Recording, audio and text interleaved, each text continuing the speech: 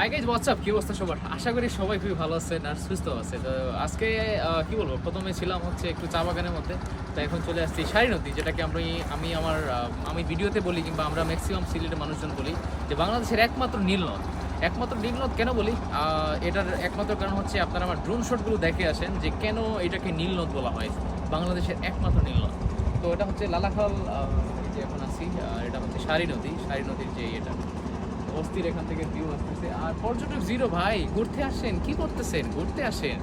আমি জানি না মানুষজন তো প্রকৃতির দিকে কেন এত কম দেখেন। আশেপাশে কোনো মানুষজন নাই, যারাই আছে লোকাল, আশেপাশে গ্রামাঞ্চলে মানুষজন, কিন্তু ট্যুরিস্ট কেউ নাই বললে চলে। এত সুন্দর এই ভাই, দেখেন ওইদিকে হচ্ছে ইন্ডিয়া আছে, আর এইদিকে একটু, এই যে এদিকে এটা দেখো তো, দেখতে পাচ্ছেন? শুধু ভিউটা দেখেন ভাই। বালি, ইন্দোনেশিয়ার বালি বলেন আর আপনারা যাই বলেন, কোনো কাম হবে না ব্রো। তো অস্থির লেভেলে এরকম একটা দৃশ্য এনজয়